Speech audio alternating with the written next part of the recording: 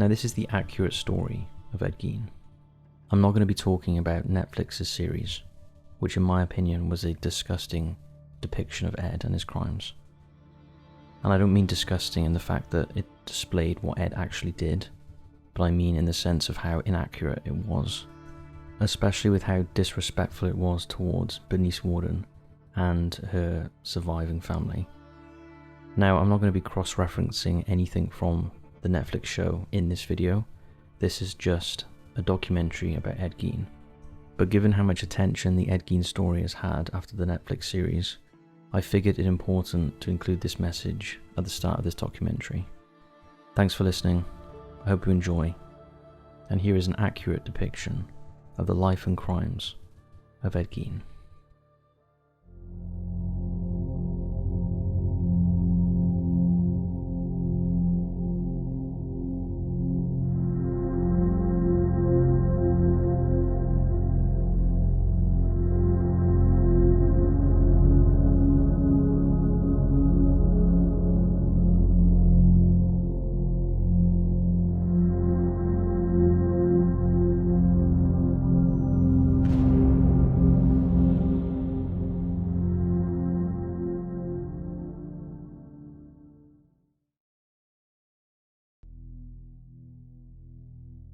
The names Norman Bates, Buffalo Bill, and Leatherface are synonymous with some of the most terrifying characters in horror film history.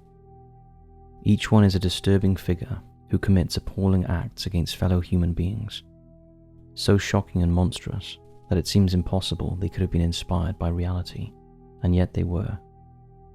While none of these characters is a direct recreation, all of them draw heavily from the life and crimes of Edward Theodore Gein.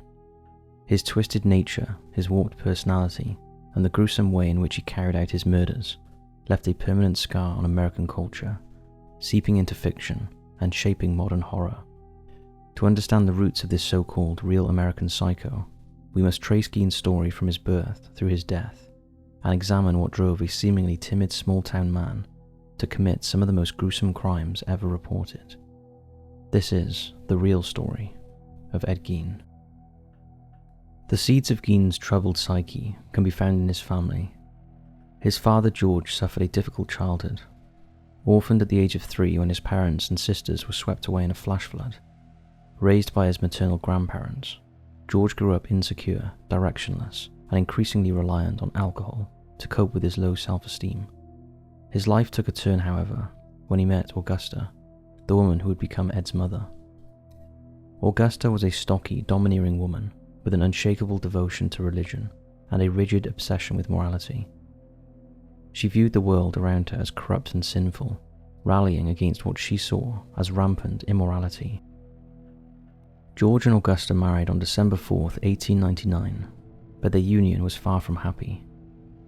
George, weak and unreliable, became a constant target of Augusta's domineering ways. His inability to assert himself and his dependence on alcohol left the marriage loveless and tense, often devolving into violent confrontations. Despite the unhappiness that marked their relationship, Augusta gave birth to their first child on January 17, 1902, a boy named Henry. Augusta said she felt no bond with him, and longed instead for a daughter. When she became pregnant again, Augusta prayed for a girl, believing a daughter could embody the purity and devotion to God she so desperately desired. Her prayers went unanswered. On August 27, 1906, in La Crosse County, Wisconsin, Augusta gave birth to Edward Theodore Gein. She was horrified and disheartened by the arrival of another son, feeling betrayed by God himself. Yet over time, she chose to embrace the boy, but not without conditions. Augusta swore that Ed would not grow up to be like other men, whom she regarded as lustful, foul-mouthed, and depraved.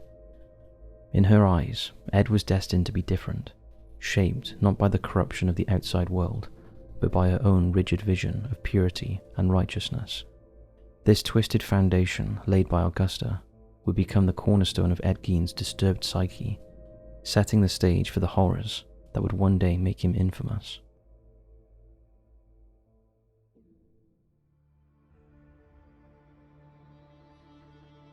In Ed Gein's early life, his parents owned a local grocery store, before selling it and moving briefly to a small dairy farm near Camp Douglas.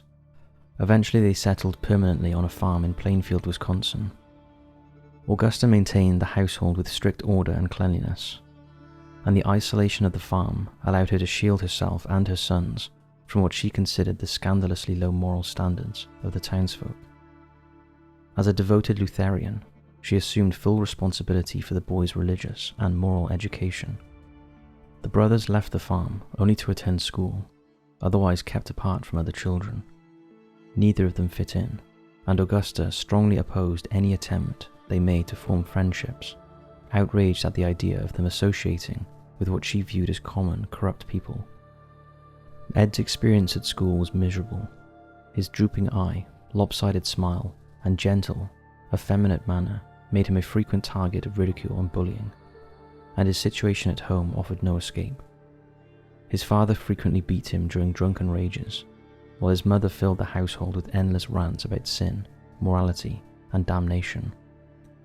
As the farm began to fail, Ed increasingly retreated into his own fantasy world, detached from reality. When the brothers reached adulthood, they worked the farm and took odd jobs in the community. They were known as reliable, hard-working, and trustworthy young men.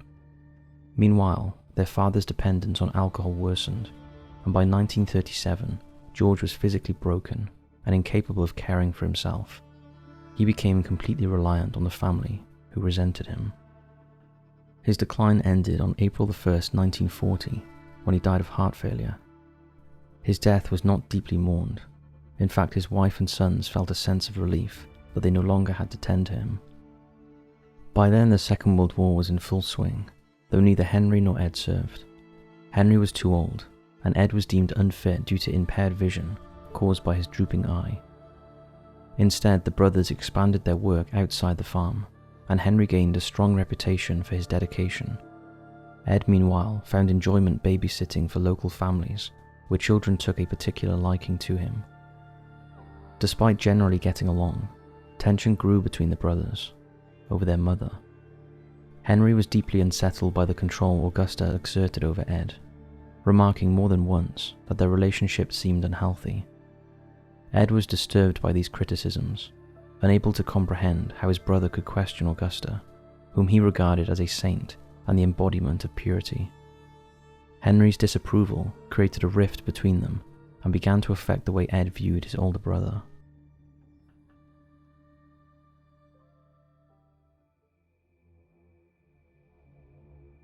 Not long after Henry began voicing concerns about his brother's devotion to their mother, tragedy struck. On May 16, 1944, Henry died suddenly at the age of 43. The two brothers had been battling a fire on marshland near their farm, though accounts differ as to how the blaze began. Some say it was an accident, while others suggest the Geins had started it themselves to burn off dry grass. According to Ed, a sudden gust of wind caused the flames to spread uncontrollably, and while trying to contain the blaze, Henry disappeared. Ed went for help, and when the search party arrived, he led them directly to his brother's body, as though he had known the exact location where to find it all along. Henry was discovered lying face down with no burns, but there were peculiar bruises on his head. The official cause of death was recorded as asphyxiation from smoke inhalation, a fall, and a head injury. At the time, no suspicion of foul play was raised, but later accounts have suggested Henry may well have been Ed's first victim. Much like George Gein's death, Henry's passing was not marked by grief from either Augusta or Ed.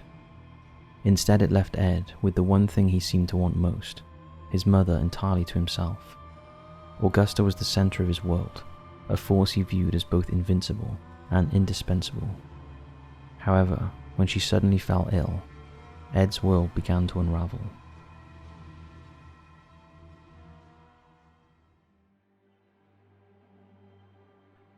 A massive stroke sent Augusta to the hospital, and Ed remained by her side for hours, hoping she would recover. She was eventually discharged, but she never returned to her former strength. Ed threw himself into caring for her, tending to her needs day and night. For him, there was a strange exhilaration in this role, as though it gave him the opportunity to prove himself as a devoted son, and perhaps earn the affection he long craved. But Augusta showed no gratitude. Even as she regained her health, she withheld affection and appreciation for Ed, leaving him still yearning for her love. By the winter of 1945, Augusta seemed strong enough to resume her usual routines. She even accompanied Ed to a neighboring farm to collect straw. While there, they witnessed the farmer beating a puppy to death and arguing violently with his wife. Augusta was horrified, not only by the cruelty, but by what she saw as the shamelessness of the farmer's wife, whom she immediately condemned as immoral. The incident upset her so deeply that within a week she suffered another stroke. This time, it would be fatal. On December 29, 1945, Augusta Gein died at the age of 67, leaving Ed utterly alone. At her funeral, Ed supposedly wept uncontrollably, inconsolable in his grief. He had lost the only person he had ever loved, the only figure who had shaped and defined his entire life. From that moment forward, Ed would spend the rest of his days trying to recreate his mother's presence in the most grotesque and horrifying ways imaginable.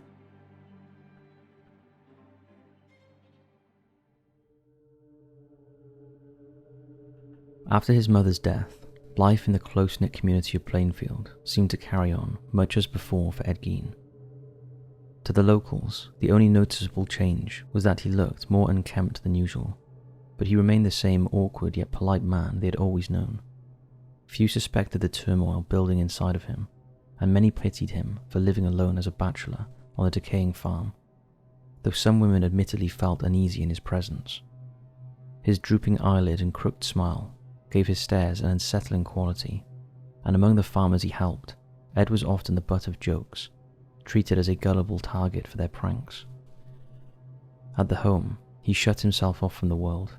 He boarded up the rooms that had once belonged to Augusta, the upstairs, the parlor, the sitting room, leaving them immaculate, as though preserved in her memory, while the rest of the house sank into filth and disrepair, with no running water or electricity. Increasingly, Ed withdrew from society, spending his time with lurid magazines and articles about cannibalism, grave robbing, and mutilation. His trips into town were rare, usually for supplies or the occasional job offer, though he often travelled 7 miles to Mary Hogan's tavern.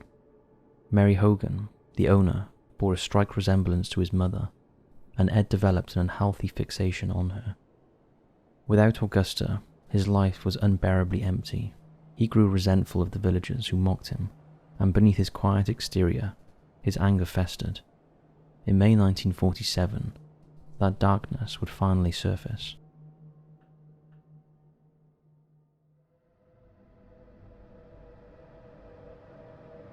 Eight-year-old Georgia Weckler vanished after being dropped off near her Wisconsin home. She was never seen again. Whispers that she had been taken by someone with a twisted mind.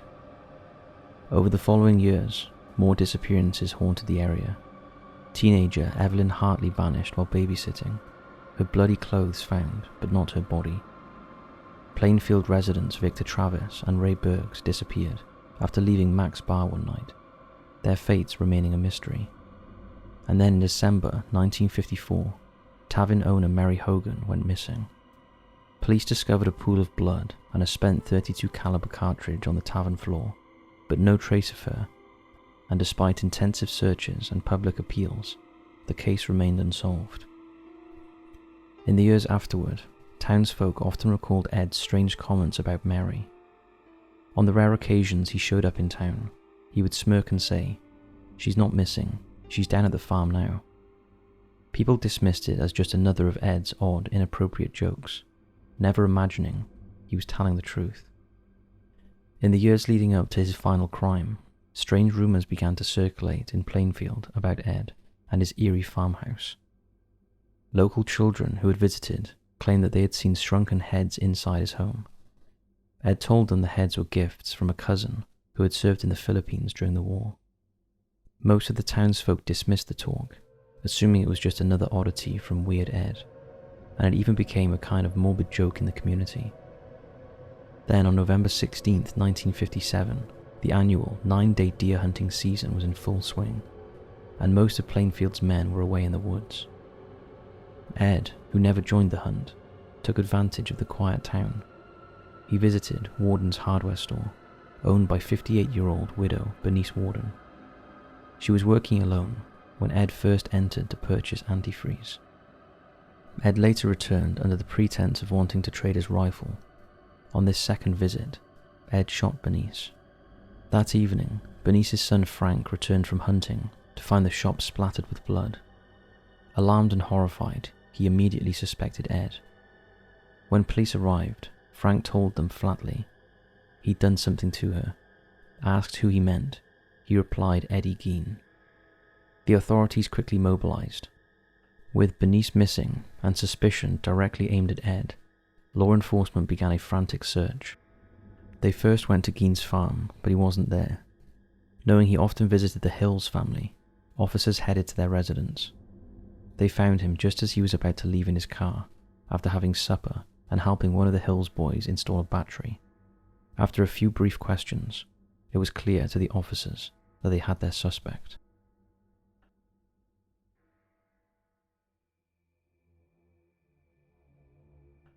Sheriff Arthur Schley, leading the investigation, decided to search Gein's farm with Captain Shoeforster. Nothing could have prepared them for the horror waiting inside. As they stepped into the cluttered, junk-filled farmhouse and swept their flashlights across the floor, Schley felt something brush against him. Turning, he froze at the sight of a body hanging upside down by its feet. It had been slit open down the middle and gutted like a deer. The head was missing, but the body was unmistakably human. He had just discovered the butchered remains of Bernice Warden. The discovery was so grotesque that Schley bolted outside into the snow, collapsed to his knees, and vomited violently.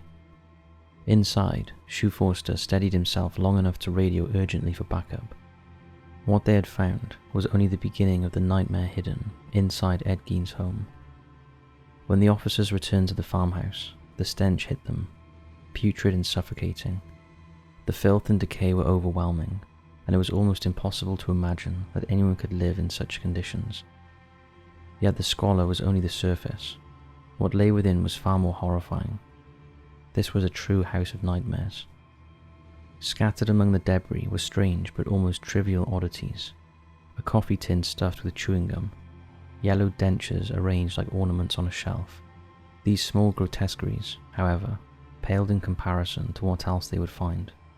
Balls had been fashioned from the tops of human skulls, some even used to adorn bedposts. 4 chairs were supposedly upholstered in human skin, as were lampshades, waste baskets, and countless other household items. A belt was made entirely of female nipples, along with a curtain pole fashioned from a woman's lips. Boxes yielded further horrors. One contained female genitalia. Another held 4 severed noses, while a Quaker Oats container was filled with scraps of human scalp. Pieces of clothing had also been made from body parts.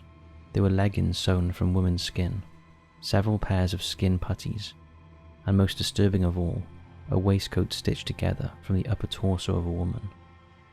Masks were found too, 9 of them in total, crafted from the peeled faces of women, hair still attached, some with lipstick carefully applied to their lips. One officer recoiled in shock when he discovered a mask made from the remains of Mary Hogan, the tavern owner who had been missing since 1954. The remains of Bernice Warden were also scattered throughout the house. Her heart was found in a bag near the stove. Her entrails, still warm, were wrapped in newspaper. Her head was discovered inside a feed sack, identified only when steam rose from the bag.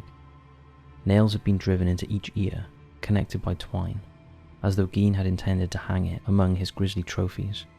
There were so many body parts, bones, skin, breasts, genitals, noses, lips, and heads, that it became impossible to know how many victims had been claimed.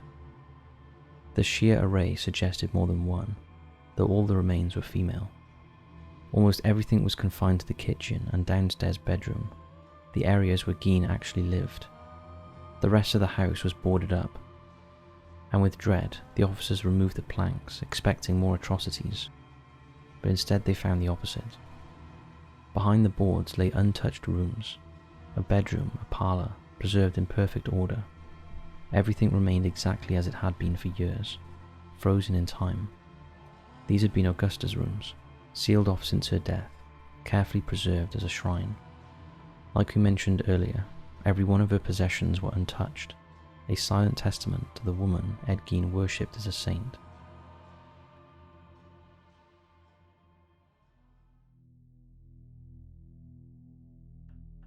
Gein had been arrested and taken into custody. He was locked away in the local jail, not far from where Sheriff Slee and his family lived. Despite the mounting evidence, Ed remained tight-lipped, refusing to confess. During interrogation, Sheriff Slee quickly lost patience with Ed. His frustration boiled over, and he slammed Ed against the jail wall, shouting for a confession. Rather than talk, Gein simply shut down, retreating into silence. Meanwhile, back in Plainfield, the town was swarming with reporters. Speculation ran wild, and lurid headlines soon filled the newspapers. Within days, Gein admitted to killing Bernice Worden, but his most shocking revelation came when asked about the source of the countless body parts found in his home. Calmly, Ed explained that over a 5-year span beginning in 1947, he had made repeated nocturnal visits to local cemeteries. On at least 9 occasions, he dug up freshly buried coffins, removed the bodies, and then reburied the caskets. He admitted that he selected his victims by combing through obituary notices, targeting middle-aged women who reminded him of his mother. Disturbingly, some of these women were people that he had known while they were alive. Even then, Gein claimed that his memories of grave robbing and even of murder were vague and dreamlike. The press, however, seized upon every gory detail. Frenzied headlines described him as a depraved, sex-obsessed cannibal, and speculation spread that he was behind other unsolved disappearances across Wisconsin. The case of missing teenager Evelyn Hartley in particular was linked to him. In the media circus that followed, reporters were even granted access to his farmhouse, allowing them to capture the infamous photographs that would later horrify the public. As stories poured out, more bizarre claims surfaced. A local spinster even insisted that she had been Gein's sweetheart for 20 years, though she later retracted her statement. During further questioning, Ed was oddly cooperative when describing his desecrations of the dead, admitting without hesitation that he would exhume bodies, remove the parts he wanted, often heads and genitals, and then rebury the remains. He also spoke matter-of-factly about wearing the masks he had made from women's faces and the vest crafted from female torsos. When it came to direct murders, however, he grew evasive, even when the evidence against him was overwhelming. Observers were left baffled, unsure if Ed Gein was truly insane or a manipulative liar. Throughout it all, he maintained the same quiet, mild demeanor. He never swore, remained polite, and seemed almost detached, as though describing ordinary events rather than acts of monstrous depravity. Eventually, he admitted to killing both Mary Hogan and Bernice Worden, and was formally charged with 2 counts of first-degree murder and 1 count of armed robbery. The press dubbed him the Plainfield Ghoul and the Plainfield Head Collector. Oddly, Ed seemed to relish the spotlight. Clean-shaven and neater than he had ever appeared, he smiled broadly for photographers, and some speculated that by confessing, Ed had relieved himself of a terrible burden, and in doing so, had found a grim sort of peace.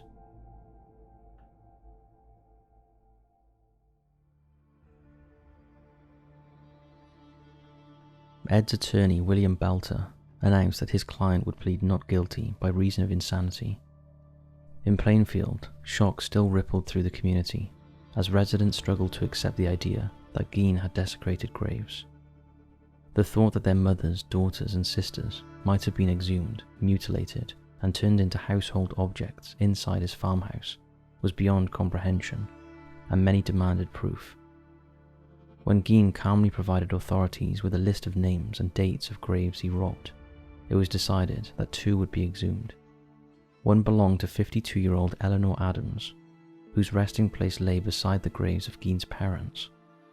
Rumors spread that the second would be Augusta Gein's grave, but Ed had always insisted that he never touched his mother's casket, and the second chosen grave was that of 69-year-old Mabel Everson. Digging into Mrs. Adams' burial site, revealed telltale signs of disturbance, and when the coffin was finally opened, it was empty, save for a single crowbar. At Everson's grave, the diggers uncovered a scattering of bones buried only inches beneath the soil. Her coffin too had been emptied. Gein had taken what he wanted and disregarded the rest. These discoveries confirmed that Gein's confessions about grave robbing were indeed true. Gein himself seemed oddly cooperative. He offered to show Sheriff Schley where the remaining parts of tavern owner Mary Hogan could be found, leading them back to his farm. He pointed to an ash heap, explaining that he had cut Hogan into pieces, burned her remains in his stove, and then dumped them in the pile.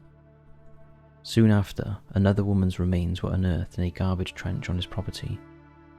When pressed, Gein freely admitted to robbing graves, but denied any sexual activity with the corpses, saying the bodies smelled too bad.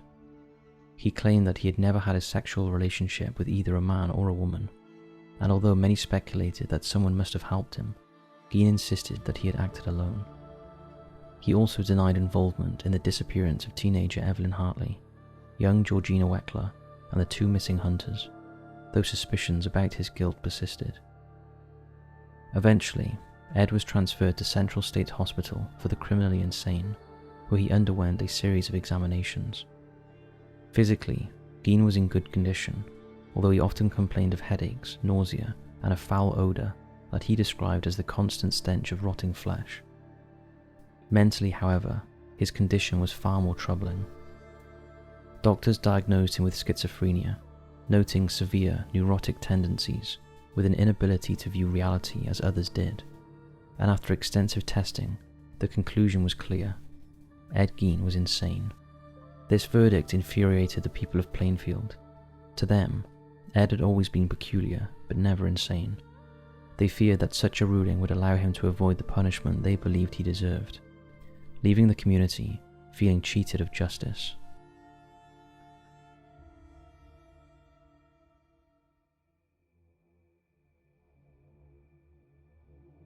Ed remained at Central State Hospital until his insanity hearing on November 21st, 1957. The courtroom was packed with onlookers, many noting how much Ed had changed since his arrest.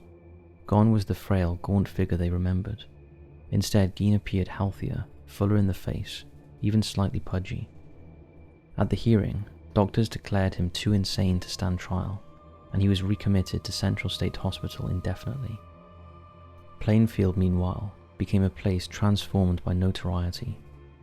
Reporters and thrill-seekers flooded into town, eager to glimpse Gein's farmhouse, or wander the cemeteries that he had desecrated.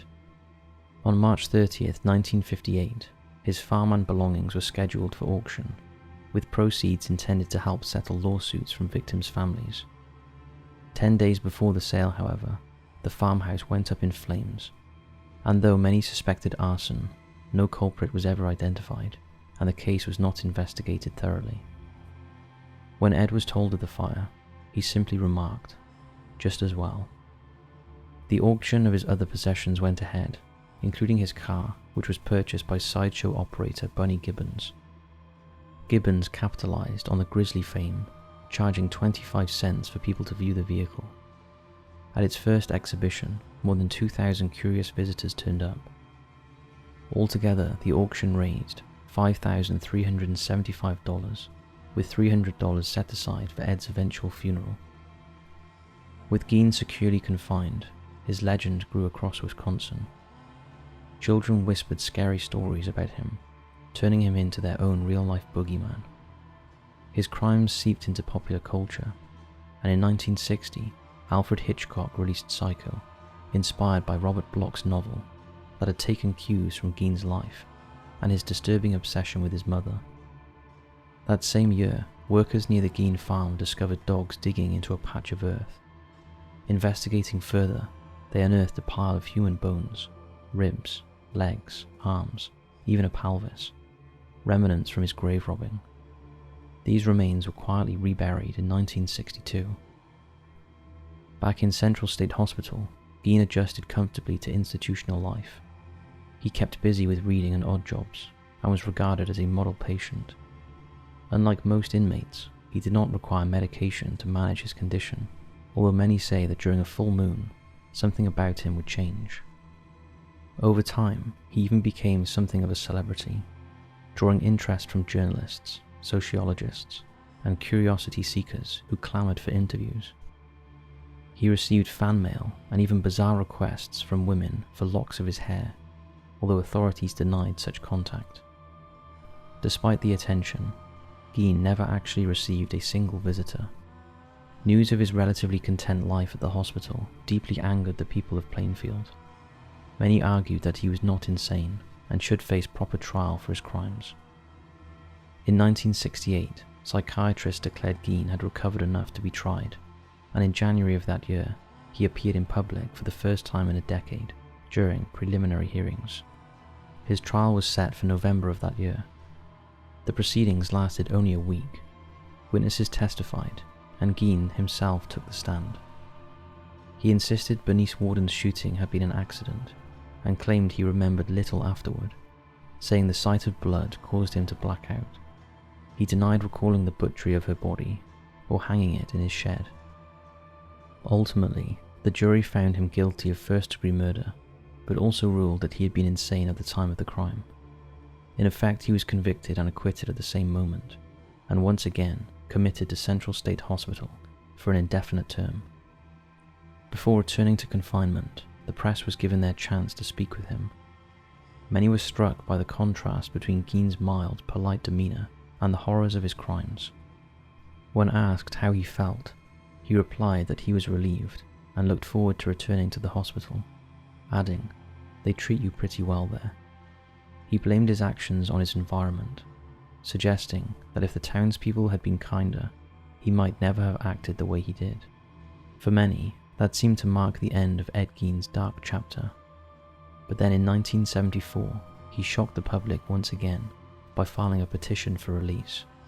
He claimed that he had fully recovered, insisting that there was no reason to keep him confined. Ed wanted his freedom back. On June 27, 1974, Gein appeared in court seeking release back into society. On his way to the hearing, he laughed and joked with reporters, presenting himself as calm, polite, and almost ordinary, a stark contrast to the monstrous image painted of him over the years. Yet behind that exterior, experts warned, remained a deeply disturbed man who still posed a danger to others. His bid for freedom was denied, and he was returned to Central State Hospital to continue his quiet, institutionalized existence. 4 years later, in 1978, at the age of 72, Gein was transferred to the Mendota Mental Health Institute. His health had already begun to fail, and in the years that followed, he deteriorated further, succumbing to senility, cancer, and respiratory failure. On July 26, 1984, Ed Gein died at the age of 77. He was buried in Plainfield Cemetery, the very place where he had carried out his grotesque grave robbing, but also the resting place of his beloved mother. His gravesite lies between those of his parents and his brother. Over time, souvenir hunters chipped away at his headstone until it was stolen entirely in 2000. It was recovered the following year near Seattle and placed into storage by the Washara County Sheriff's Department. Today, Ed's gravesite is unmarked, but its location is still widely known. Even in death, Gein left behind troubling mysteries. The true number of his victims remains unknown, and while he officially confessed to only 2 murders, many believe he was responsible for others. Another life linked indirectly to Gein was that of Sheriff Archley. Traumatized by the horrors he uncovered and by the strain of interrogating Gein, he reportedly suffered a decline that led to heart failure at the age of just 43. For the people of Plainfield, Wisconsin, Ed Gein's crimes left a lasting scar, one that has never truly faded. To the wider world, his legacy became legend, spawning countless books, films, documentaries, and pop culture references. His story has transcended generations, kept alive by an enduring fascination with the man who became one of history's most infamous figures of horror, Edward Theodore Gein.